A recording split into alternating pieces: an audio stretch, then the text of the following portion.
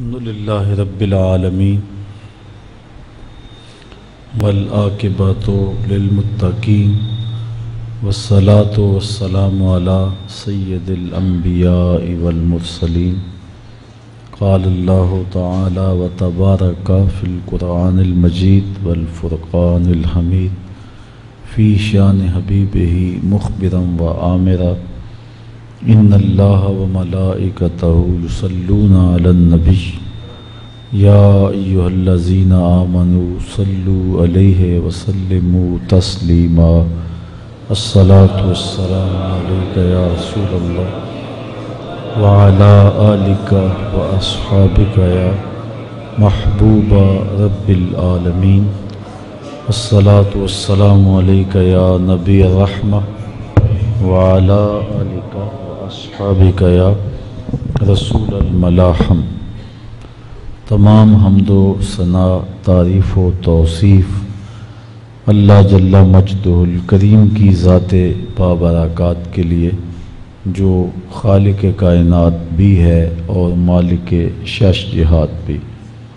اللہ جل وعلا کی حمد و ثنا کے بعد رسول رحمت، شفیع معظم، نبی محتشم، اللہ کے پیارے، امت کے سہارے، رب کے محبوب، دانائے غیوب، مالک رقاب امم، فخر عرب و عجم، والی کون و مکان، سیاہ لا مکان، سید انس و جاں، سرور لالا رخاں، نیر تاباں، سر نشین مہوشاں، ماہ خوباں، شہنشاہ حسینہ، تتمہ دوراں، سر خیل زہرہ جمالاں، جلوہ صبح ازل، نور ذات لم یزل، باعث تکوین عالم، فخر آدم و بنی آدم، نیر بطحا،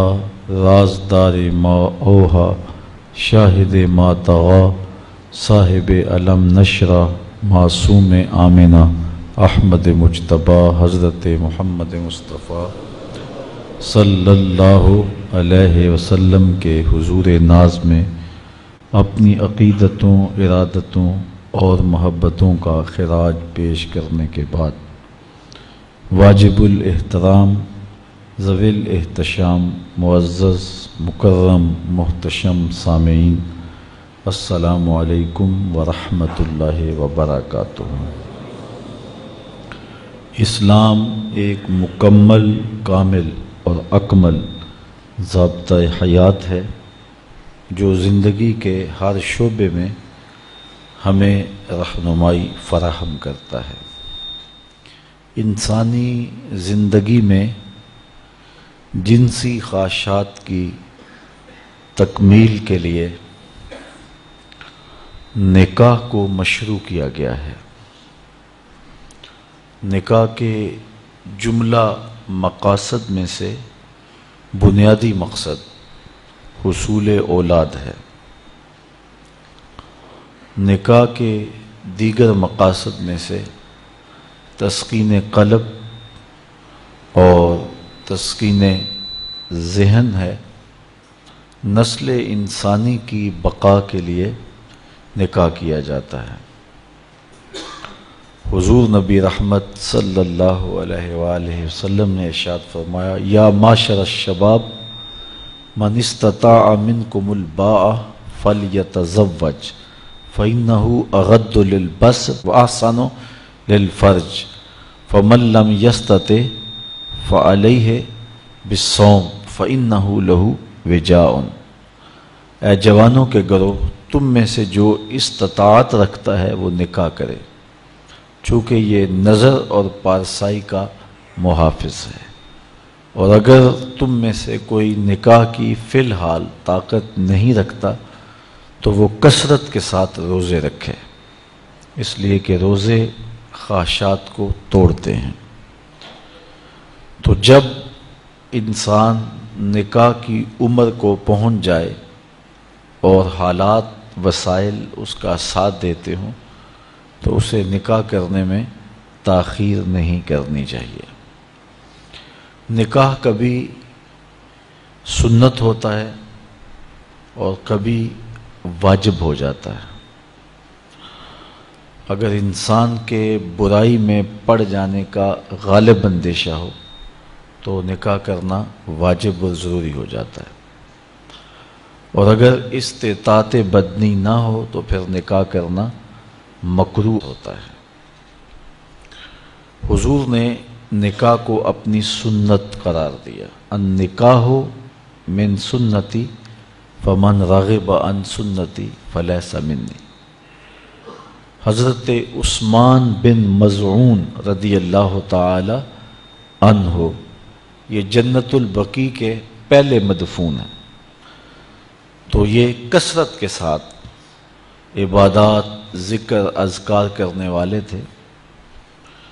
تو ان کی عبادات کی کثرت کی وجہ سے جب یہ وصال پاتے ہیں تو حضور نے ان کی قبر کے اوپر ایک بھاری پتھر رکھا تھا، اور صحابہ فرماتے ہیں ہم میں سے جو سب سے بڑی چھلانگ لگاتا تھا وہ اس پتھر کو عبور کر سکتا تھا، ورنہ عام آدمی اس سے چھلانگ نہیں لگا سکتا تھا۔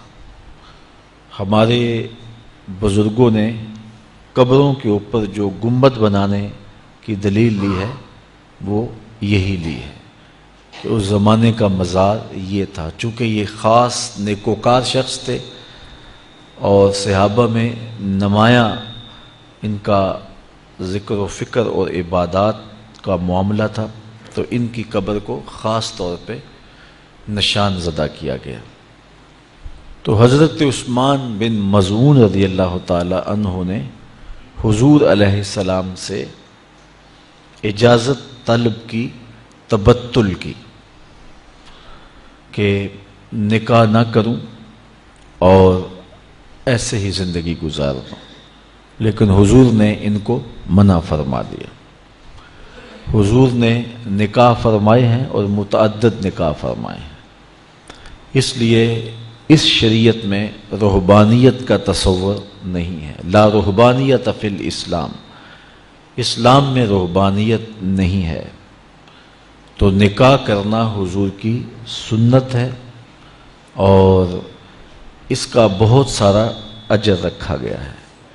حضور نے ارشاد فرمایا تزوج الودود الولود، محبت کرنے والی اور کثرت کے ساتھ بچے جنم دینے والی خواتین کے ساتھ نکاح کرو، تاکہ کل قیامت کے دن کثرت امت کی وجہ سے میں نبیوں میں فخر کروں۔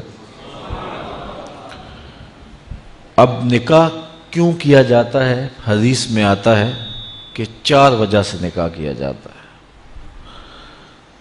لے مالہا، لے حسبہا، لے جمالہا، لے دینہا۔ کسی خاتون سے نکاح اس کے مال کی وجہ سے کیا جاتا ہے کہ وہ مالدار بہت ہے تو میرے ہاتھ بھی مال آ جائے گا، یا اس کے حسب و نسب کی وجہ سے کیا جاتا ہے کہ عالی مرتبت خاندان سے میرا رشتہ ازدواج کا قائم ہو جائے گا۔ ہمارے دیہاتوں میں کہتے ہیں کہ بازو بن جائیں گے۔ اور تیسری وجہ لجمالہا، عورت کے حسن و جمال کی وجہ سے قلب کا، دل کا میلان اور رجحان ہوتا ہے اور نکاح کیا جاتا ہے۔ اور چوتھی وجہ لدینہا، کسی کے دین کی وجہ سے نکاح کیا جاتا ہے، اور حضور نے فرمایا دین کی وجہ سے نکاح کرنے والا کامیاب ہے۔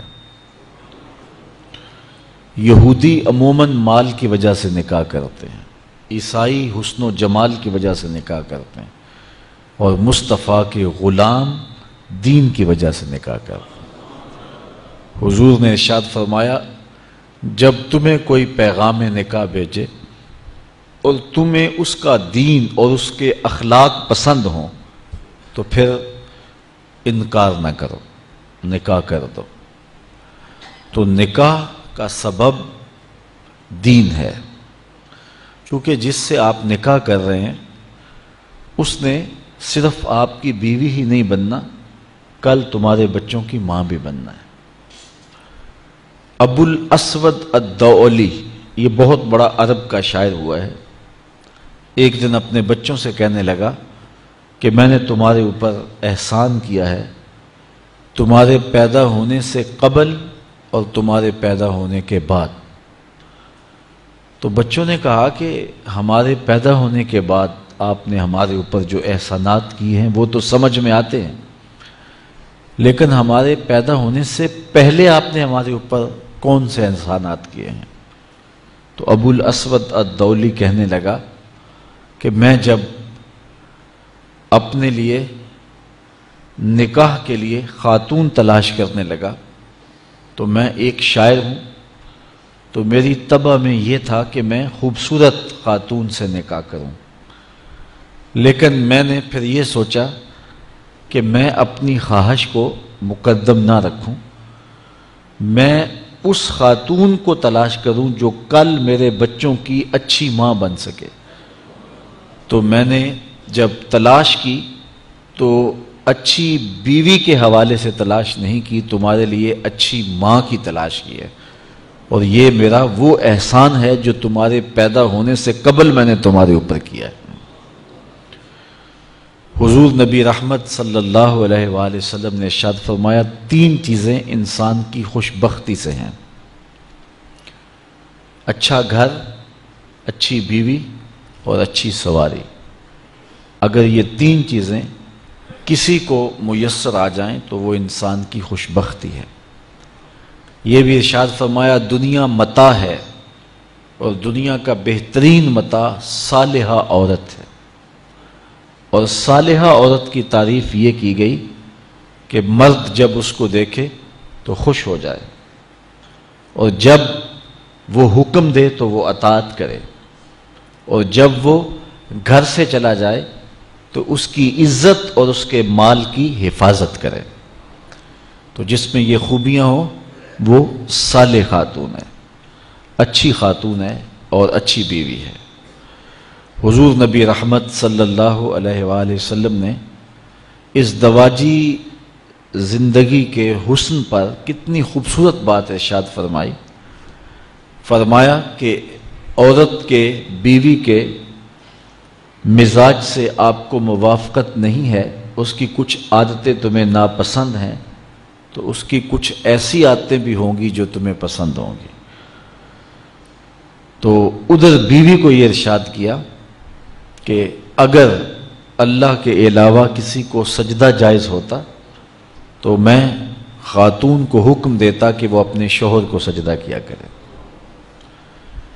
اگر خاتون اس کو مد نظر رکھے تو شوہر کو شکایت پیدا نہیں ہو سکتی، اور اگر شوہر اس حدیث کو مد نظر رکھے کہ اس کی کچھ عادتیں مجھے ناپسند ہیں تو کچھ عادتیں ایسی بھی ہیں جو مجھے پسند ہیں، یہ ماں باپ کا گھر چھوڑ کے آئی ہے، میرے لیے وطن چھوڑا ہے، اپنا آبائی گھر چھوڑا ہے، بہن بھائیوں کو چھوڑ کے میرے لیے وقف ہو گئی ہے، تو یہ چیزیں یقیناً مرد کے لیے اس عورت کی محبت کو پیدا کرنے کے لیے کافی ہیں.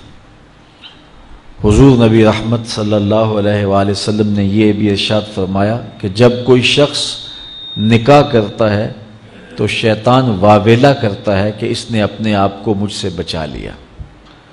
چونکہ شیطان کا بہت بڑا جال یہ ہے کہ وہ ریشمی جال پھینک کے انسانوں کو پھانستا ہے، تو جب کوئی نکاح کرتا ہے تو وہ پریشان ہو جاتا ہے. اور ایک حدیث میں یہ بھی ارشاد فرمایا گیا کہ جب کوئی شخص نکاح کرتا ہے اس کے آدھے دین کی حفاظت اللہ نے کر دی، اور باقی آدھے دین کے بارے وہ اللہ سے ڈرے.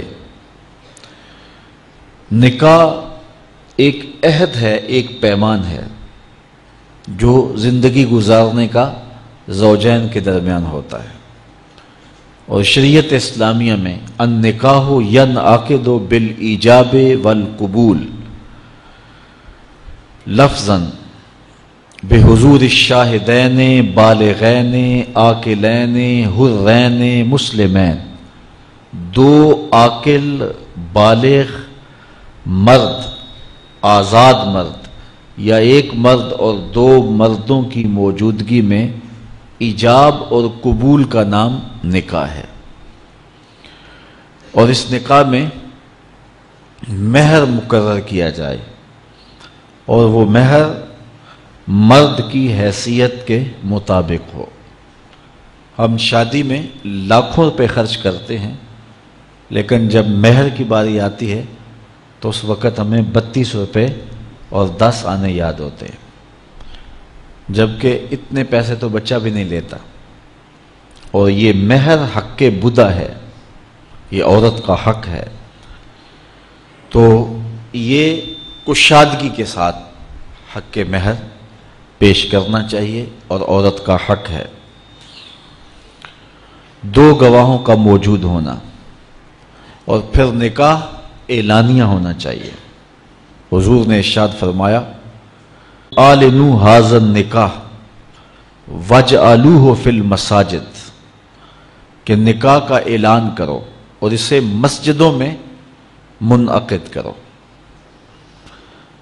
نکاح کے اعلان کے جو مقاصد ہیں وہ بچہ بچہ جانتا ہے، تاکہ جب زوجین چلیں گے آئیں گے کہیں بیٹھیں گے تو لوگوں کو پتہ ہوگا کہ ان کا نکاح ہوا ہے، کوئی شک کی نظر سے نہیں دیکھ سکے گا۔ اور دوسرا ارشاد فرمایا اس کو مسجدوں کے اندر منعقد کرو، اور پہلے نکاح مساجد میں ہی ہوا کرتے تھے، لیکن پھر جوں مرور زمانہ کے ساتھ تبدیلیاں آئیں تو ایک تبدیلی یہ بھی آئی کہ نکاح مسجدوں میں نہ ہونے لگے۔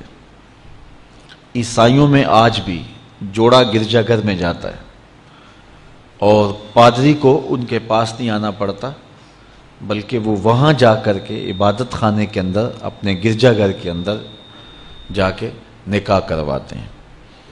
تو آج بھی نکاح کی برکتیں حاصل کرنے کے لیے ہم اس کو مساجد کے اندر منعقد کرنے کا جو شرعی حکم ہے اس کی پابندی کریں تو نکاح کے اندر بہت ساری خیر و برکت پیدا ہوگی۔ آسان نکاح فرمایا گیا ہے وہ ہے جس کے اندر اخراجات بہت کم آئیں۔ ہم نے نکاح کو مشکل بنا لیا ہوا ہے اور اس کے ساتھ اتنے لوازمات پیدا کر دیے گئے ہیں کہ اس زمانے کے اندر بدی آسان ہو گئی ہے اور نکاح مشکل ہو گیا ہے۔ حضور علیہ السلام کے زمانے میں ایسا نہیں ہوتا تھا۔ سیدہ طیبہ طاہرہ سیدہ فاطمہ الزہرا رضی اللہ تعالی عنہا کا نکاح دیکھیے اور ان کو جو جہیز حضور نے دیا ہے اس کو دیکھیے، اور زندگی کو سہل بنانے کی کوشش کیجیے۔ آج جس کے ہاں 4 بیٹیاں پیدا ہو جاتی ہیں اس کی نیند اڑ جاتی ہے۔ ایک تو یہ کہ اچھے رشتے میسر آنا مشکل، دوسرا مرحلہ بیٹوں کی طرف سے بیٹے والوں کی طرف سے ایک لمبی فہرست ہوتی ہے کہ ہمیں یہ دیا جائے۔ بعض لوگ بولتے نہیں لیکن وہ کنائے میں اشارے میں بتا دیتے ہیں، اور اگر ان کی ڈیمانڈ پوری نہ کی جائے یا ان کی جو توقعات ہیں ان کو نہ سمجھا جائے تو بیٹی سسرال میں جا کے سکھ کی زندگی نہیں گزار سکتی۔ اور معاشرے کا کتنا کمینہ شخص ہے وہ جو کسی کی بیٹی کو اس لیے تنگ کرتا ہے کہ وہ جہیز نہیں لے کے آئی، یا وہ اس کی خواہش کے مطابق اس کی توقع کے مطابق جہیز نہیں لائی۔ شریعت اسلامیہ نے تو نکاح کو آسان قرار دیا، اور یہ جو ہم اتنی لمبی چوڑی باراتیں لے کر کے چلے جاتے ہیں بیٹی والوں کے گھر میں، تو اسلام میں تو اس کا ایسا کوئی تصور نہیں ہے۔ 500 600 لوگ بیٹی والوں کے ہاں چلے جاتے ہیں اور جس طرح کسی محاذ پہ جا رہے ہیں۔ نکاح فی المساجد کا رواج اگر ڈالا جائے تو ہماری زندگیاں سوکھی ہو جاتی ہیں۔ یہ جو مروج سلسلہ ہے اس سے غریب لوگ تو پریشان ہیں ہی، امیر لوگ بھی سکھ میں نہیں ہیں۔ آج 1 کروڑ روپیہ شادی پہ خرچ آ رہا ہے، اور جس کی 4 بیٹیاں ہیں وہ ساری زندگی اسی کام میں ہی لگا رہتا ہے۔ اور غریبوں کی زندگی تو اجیرن ہے۔ غریب کی بیٹیاں سگڑ ہیں، سمجھدار ہیں، سنجیدہ و متین ہیں، پڑھی لکھی ہیں، خوبصورت ہیں، لیکن ان کے رشتے قبول اس لیے نہیں کیے جا رہے کہ ان کے پاس دینے کے لیے کچھ نہیں ہے۔ اور اب ایک سلسلہ چلا جہیز فنڈ کا اور اجتماعی شادیوں کا، تو شاید کسی کے لیے اس میں تسکین ہو، لیکن میں تو ایک مرتبہ ایسی تقریب میں گیا ہوں تو دکھی ہو کے آیا ہوں۔ ہر شخص کا اپنا مزاج ہوتا ہے، مختلف تنظیمات، مختلف لوگ غریب بچیوں کی اجتماعی شادیاں کر رہے ہیں، تو میں ایک تقریب میں مجھے کھینچ کے کچھ لوگ لے گئے۔ میں نے کہا مجھے تجربہ تو نہیں ہے، لیکن مجھے لگتا ہے کہ میرے لیے تکلیف کا سامان ہوگا، اور دوست جس مقصد کے لیے مجھے لے کے جا رہے ہیں تو ان کا مقصد بھی پورا نہیں ہوگا۔ ایسا ہی ہوا، ایک ہال میں 15 سے 20 بچیاں تھیں، اور دوسری جانب 15 سے 20 بچے تھے، اور ان کے مہمان، ان کا ہجوم تھا، اور اسٹیج کے اوپر جو کرسیاں لگی تھیں ان پر مخیر حضرات بیٹھے ہوئے تھے جنہوں نے سرمایہ لگایا اور جہیز فنڈ دیے، اور تنظیم کے لوگ آ کے اپنی کارکردگی بیان کر رہے تھے۔ تو آخر میں انہوں نے مجھے کہا کہ ہم آپ سے کچھ سننا چاہتے ہیں، تو میں نے بیٹھے بیٹھے کہا کہ میں دعا کر دیتا ہوں، لیکن ان کا اسرار بڑا۔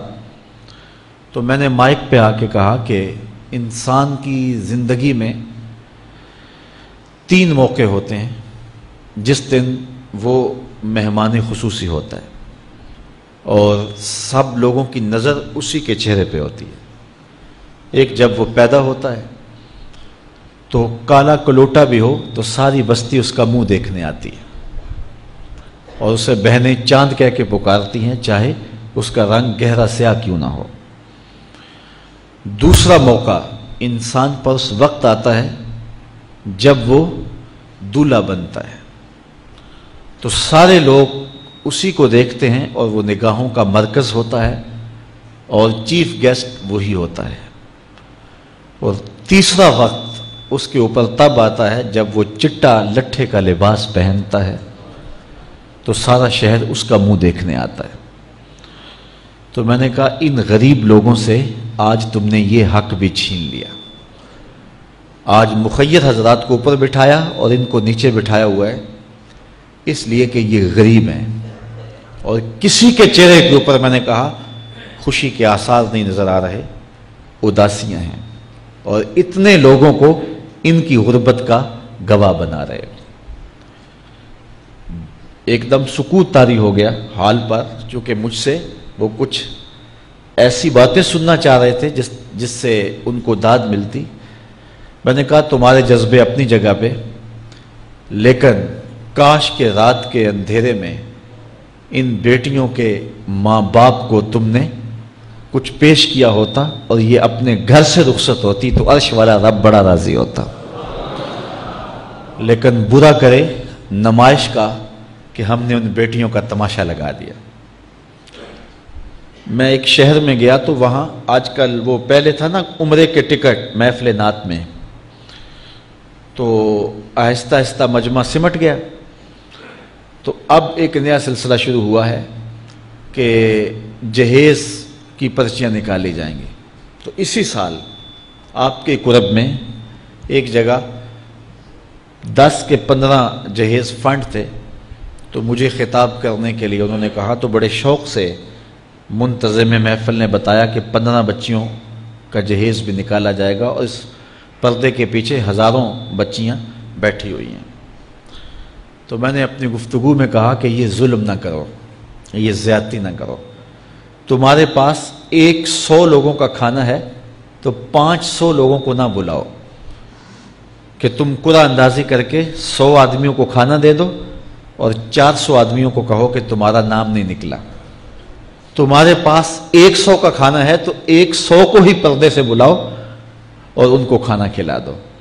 میں نے کہا 10,000 بیٹیاں اس پردے کے پیچھے بیٹھی ہیں آپ کے بقول، اور آپ ان میں سے چند کو قرعہ اندازی کے ذریعے جہیز فنڈ دے رہے ہیں. ہر پرچی پہ 10,000 بیٹی کا دل دھڑکے گا کہ شاید میرے مقدر جاگ پڑے اور غموں کی سیاہ رات ختم ہو گئی. لیکن جب آخری پرچی کے بعد اعلان کیا جائے گا کہ قرعہ اندازی مکمل ہو گئی، تو کتنی بیٹیاں گھروں میں جب واپس جا رہی ہوں گی تو تم نہیں جانتے ان کے قدم کتنے بوجھل ہوں گے. اور رسول اللہ کا میلاد ہو اور بیٹیاں آنسو بہاتی ہوئی جائیں. تو میں نے کہا تم خوشیاں خریدنے لگے تھے، غم خرید لیے تم نے. خوشیاں بانٹنے لگے تھے، غم بانٹ لیے تم نے. تو یہ زیادتی نہ کرو. یہ جو رواج پڑ رہا ہے یہ اپنی نمائش کے لیے. خدا را آگے تم نے عمرے کے ٹکٹ بانٹے، بہت کچھ کیا لوگوں کو اکٹھا کرنے کے لیے، اور کیا کیا رنگ اپنائے گئے. میں نے کہا وہ اچھا تھا، چلو مجھے اس پر بھی بات ہے، لیکن چلو میں نہیں کرتا. لیکن یہ ظلم نہ کیا جائے کہ محافلات میں مجمع اکٹھا کرنے کے لیے جو ہے وہ غریبوں کی بچیاں بلا کر کے تو 10 کو آپ دے کے باقیوں کو کہیں کہ معذرت ہمارے پاس اتنا ہی تھا. تو آپ کے پاس 100 کا کھانا ہے، 100 کا پانی ہے، تو 500 پیاسوں کو نہ بلائیں، 500 بھوکوں کو نہ بلائیں. 100 کو ہی بلا کر کے پردے سے جو ہے وہ ان کی مدد کریں. تو میں یہ کہتا ہوں کہ ہم جہیز فنڈ دینے کی بجائے، یہ جب تک یہ حالات ختم نہیں ہوتے، ہمیں خفیہ طور پہ یہ بھی کرنا چاہیے. لیکن ساری قوم ادھر لگ گئی ہے، تو اس کی بجائے ہمارے علماء کو، ذمہ دار کو، یہ مختلف چینلز کے اوپر یہ جو ٹاکنگ ہوتی ہے اس پہ گفتگو ہونی چاہیے کہ اس رسم کو ختم کیا جائے اور معاشرے کی تربیت کی جائے کہ بیٹیوں کا رشتہ اس لیے قبول کیا جائے کہ وہ دیندار ہیں، وہ پردے دار ہیں، وہ سگڑ ہیں، وہ پڑھی لکھی ہیں اور ان کے اخلاق اچھے ہیں. یہ معیار بنایا جائے، دولت کو معیار نہ بنایا جائے. اس طرح معاشرے پس جائیں گے اور معاشرے کے پلے کچھ بھی نہیں بچے گا. اور آج اندازہ نہیں ہے ہم کو کہ جس کی بیٹیاں گھر کی دہلیز پہ جوان ہے اس کی زندگی کتنی کٹھن گزر رہی ہے. کوٹھے تے چڑھ ویخ فریدا تے کر کر بلدی اگ، میں جاتا دل دکھی میرا پر دکھی سارا جگ. تو پورا معاشرہ اس وقت اس اذیت سے، اس کڑن سے گزر رہا ہے کہ بیٹیاں جوان ہیں اور رشتے نہیں مل رہے. اور پھر اگر رشتے مل رہے ہیں تو بیٹے والوں کے نخرے ہی بڑے عجیب ہیں. اور پھر جس طرح وہ بیٹیوں کو، غریبوں کی بیٹیوں کو لونڈیاں بنا کے اپنے گھروں میں رکھتے ہیں، تو یہ ایک الگ درد کی اور دکھ کی کہانی ہے. میرے پاس لوگ آتے ہیں، دعا کیجئے، کاروبار نہیں ہے، معاشی بحران ہے، مالی پریشانیاں ہیں، بچے کے امتحان سر پہ ہیں، بہت سارے مسائل لے کر لوگ آتے ہیں. لیکن کوئی نہیں، لوگ حوصلے سے مصائب کا مقابلہ کرتے ہیں، کاٹتے ہیں. لیکن کچھ لوگ آتے ہیں دعا کے لیے تو بات کرتے ہی آنکھیں چھلکنے لگتی ہیں اور میرا دل بھی قابو میں نہیں رہتا. لوگ کہتے ہیں کہ حضرت دعا کرو، بیٹی سسرال میں دکھی ہے، اللہ سکھ دے دے. تو میں دعا بھی کرتا ہوں، لیکن میں تنہائی میں جا کے روتا ہوں کہ اس درد کا مداوع کیا ہے، اس دکھ کا علاج کیا ہے. اور معاشرہ تیزی سے اس تکلیف کی طرف بڑھ رہا ہے اور طلاق کی شرح بھی جو ہے وہ بڑھتی چلی جا رہی ہے. میرے پاس ایک دن ایک صاحب آئے، ساتھ ان کی بیوی تھی اور میں انہیں جانتا ہوں، عزت دار لوگ تھے. تو انہوں نے کہا کہ ہم آپ سے کوئی تنہائی میں بات کرنا چاہتے ہیں. تو ان کے اپنے عزیز تھے، بیٹیاں اس شخص کی زیادہ ہیں، اپنے عزیزوں میں شادی کر دی. تو اس وقت انہوں نے طے کر لیا کہ کوئی بات نہیں، ہم جہیز نہیں لیتے. لیکن وہ باپ بلک بلک کے مجھے کہہ رہا تھا کہ کتنے دنوں سے میری بیٹی گھر آ کے بیٹھی ہوئی ہے اور وہ کہتے ہیں کہ اتنی دیر واپس نہ آنا جب تک تیرا جہیز پورا نہیں ہو جائے گا. میں کہتا ہوں کتنا صفاق معاشرہ ہو گیا ہے اور کتنے کٹھن حالات ہو گئے ہیں. تو جب معاشرہ اس کیفیت میں چلے جائے تو پھر انارکی پھیلتی ہے اور معاشرے پھر قائم نہیں رہتے. تو کتنی باپ کی دہلیز پر بوڑھی ہونے والی بیٹیاں، ان کی سسکیاں، ان کی آہیں اور ان کی چیخیں اس معاشرے کو بے چین کی ہوئی ہیں. تو امیر لوگوں کی ذمہ داری ہے کہ وہ غریبوں کے دکھ بانٹ لیں. اللہ تعالیٰ ارشاد فرماتا ہے کہ فکو رقبہ او اطعام فی یوم ذی مسغبہ، کسی پھنسے ہوئے کی گردن چھڑانا یہ بڑی نیکی ہے. تو اس وقت غریب کی بیٹیوں کا رشتہ کوئی قبول نہیں کرتا. اگر کوئی نوجوان اور اگر کوئی سرمایہ دار غریبوں کی بیٹیاں قبول کر لے تو یہ اس کی مہربانی ہوگی، اور اگر یہ نہیں کر سکتا تو کم از کم ان بیٹیوں کی شادیوں کا اہتمام کیا جائے، لیکن یہ مہربانی کی جائے کہ غریبوں کی بچیوں کو نمائش گاہ میں نہ کھڑا کیا جائے اور ان کی غربت کا تماشا نہ بنایا جائے.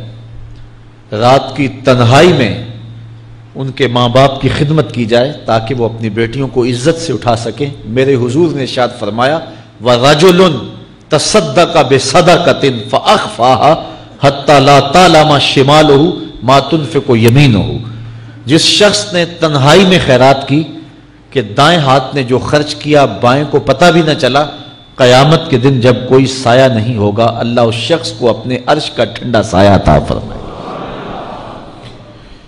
تو یہ جو اجتماعی شادیوں کا ماحول ہے، تو اگر اس کو ہم اس میں تبدیل کر لیں کہ غریبوں کی عزت نفس مجروح نہ ہونے پائے، تو اللہ تعالیٰ یہ توفیق نصیب فرمائے اور معاشرے کے اندر ایسے لوگ نکلیں جو معاشرے کے دکھ بانٹتے ہیں. اور علماء کو ممبر و محراب سے زوردار آواز اٹھانی چاہیے کہ یہ جو رسم پیدا ہو گئی ہے جہیز کی، اور اس کے بغیر بیٹیاں گھر سے رخصت نہیں ہو سکتی ہیں، تو اس کو ختم کیا جائے اور اس کے خلاف عملی جہاد کیا جائے.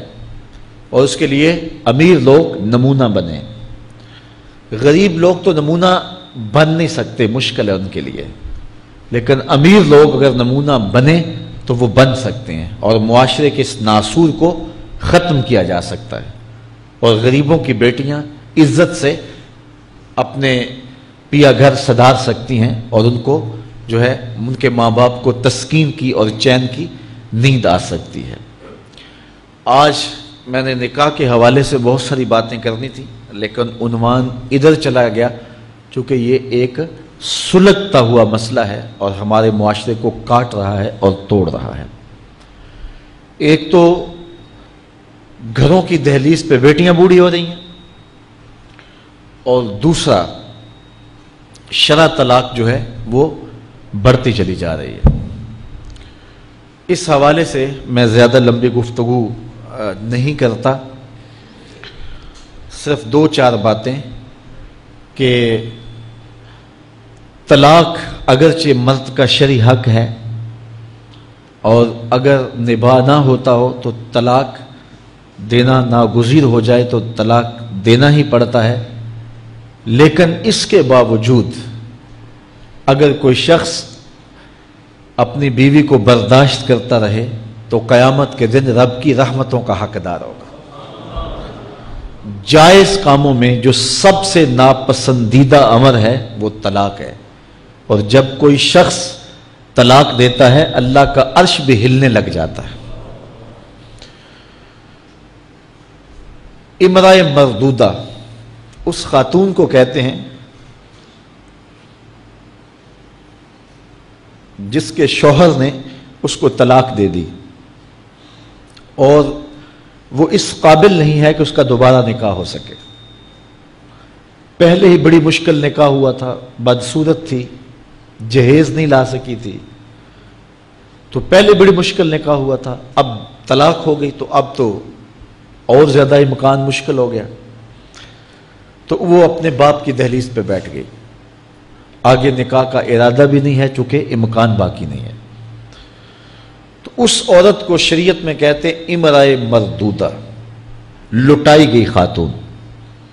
حدیث میں آتا ہے کہ کل اس خاتون کے باپ کو اس کے گناہوں کی وجہ سے جہنم کا حکم ہوگا تو یہ جہنم اور اپنے باپ کے درمیان آڑ بن کے کھڑی ہو جائے گی اور رب سے بحث کرے گی کہ میرے مالک تو نہ مجھے عقل دی نہ تو نے مجھے شکل دی، سسرال نے قبول نہ کیا اور خامن نے دھتکار دیا۔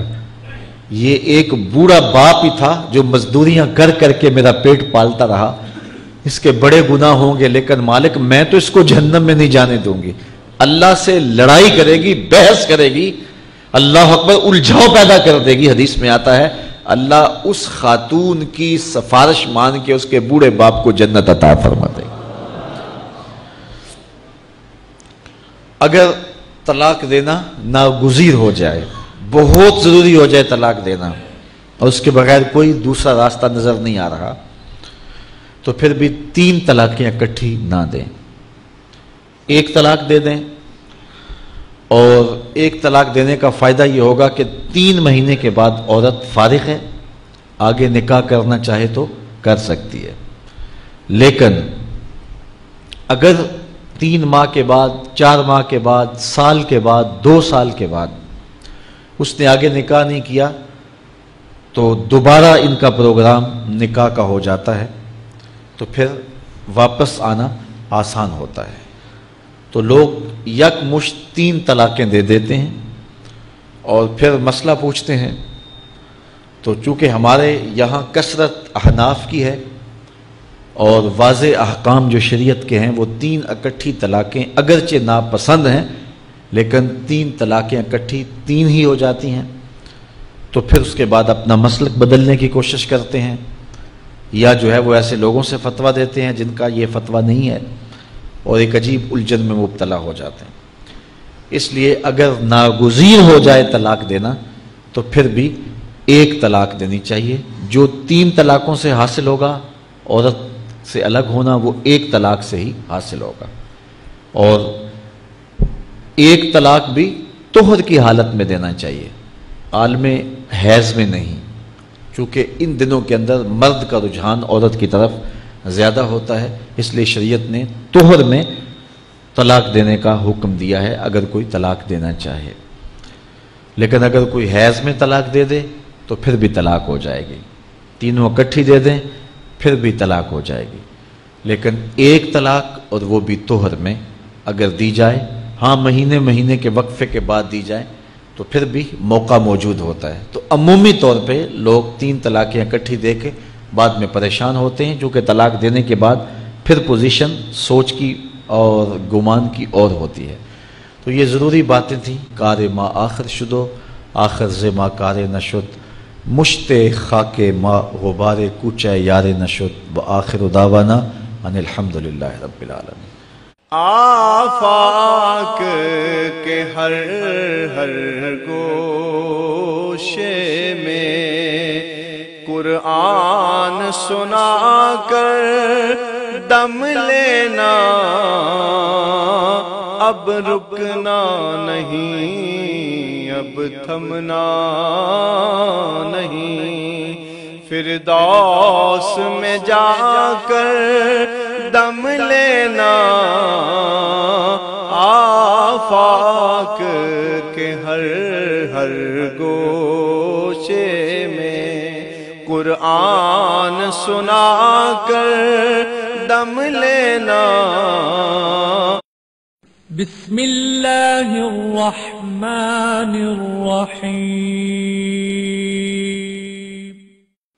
ہم جہد و عظیمت کے راہی، ہم جہد و عظیمت کے راہی، منزل پہ جا کر دم لیں گے، میدان عمل میں نکلے ہیں، میدان عمل میں نکلے ہیں، باطل کو مٹا کر دم لیں گے، ہم جہد و عظیمت کے راہی، منزل پہ جا کر دم لیں گے، آفاق کے ہر ہر گوشے میں، آفاق کے ہر ہر گوشے میں قرآن سنا کر دم لیں گے۔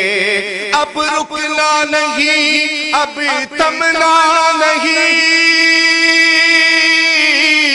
اب رکنا نہیں، اب تھمنا نہیں، فردوس میں جا کر دم لیں گے ہم، جہد و عزیمت کے راہی منزل پہ جا کر دم لیں گے، میدان عمل میں نکلے ہیں، باطل کو مٹا کر دم لیں گے۔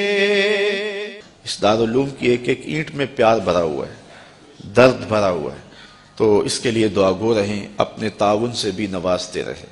اللہ کی توفیق سے یہ ایک مرحلہ تقریباً تکمیل کے قریب ہے۔ ہم نے چاہا یہ تھا کہ 3.5 لاکھ روپے کا ایک ستون بما اوپر والا چھت اور فرشی لینٹر جو پڑا ہے، یہ 3.5 لاکھ روپے کا ایک بنتا ہے، تو اگر ہمیں 99 لوگ مل جائیں تو یہ سارا مکمل ہو جائے، لیکن 47 لوگ ہمیں مل سکے، چونکہ 3.5 لاکھ روپے ہم نعت خاں کو دے لیتے ہیں، مدرسے کو دینا ہمارے لیے مشکل ہے، ہمارا مزاج ایسا بنا ہوا ہے۔ تو پورے ملک کے اندر اتنے لوگ ملے، اللہ ان کے رزق میں بے پناہ برکتیں عطا۔ باقی جن لوگوں نے انفرادی طور پہ کوشش کی، 2، 5، 7، 8، 10، 20 ہزار جتنی توفیق کوئی شامل ہوئے، تو یہ اتنا کام مکمل ہوا، اور یہ تھوڑا سا حصہ ہم نے یہ کچھ قرض لے کر کے ڈالا ہے، اور آگے والا حصہ بھی ہم نے جو ہے وہ تعمیر کرنا ہے۔ جب اوپر والی چھت کا مرحلہ پہنچے گا تو ایک ستون بما چھت کے صرف 2 لاکھ روپے تک جو ہے وہ ممکن ہوگا۔ احباب اگر اس حوالے سے جو ہے وہ تعاون فرمائیں۔ جامعۃ المصطفیٰ کے جو ماہانہ اخراجات ہیں اس سلسلے کے اندر باہر سے معاونت فارم اگر وصول کر لیں، ایک بچے کا اوسط خرچہ تقریباً 1200 سے 1500 روپے تک ہے۔ اگر ایک بچے کا خرچہ اپنے ذمے لے لیں، ہمارا نمائندہ ہر مہینے وصول کر لے گا، تو یہ ایک تعاون کی صورت ہوگی۔ بہرحال جس طرح جس سے بن پڑے، اپنے مرحومین کے اصالِ ثواب کے لیے، اس کی تعمیر کے لیے آپ نے کوشاں رہنا ہے۔